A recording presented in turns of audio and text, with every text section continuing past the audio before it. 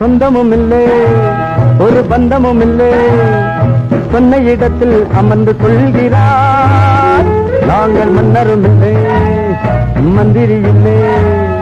வணக்கம் போட்டு தலையை சாய்கிறார் சொந்தமும் இல்லை ஒரு பந்தமும் இல்லை சொன்ன இடத்தில் அமர்ந்து கொள்கிறார் நாங்கள் மன்னரும் இல்லை மந்திரி இல்லை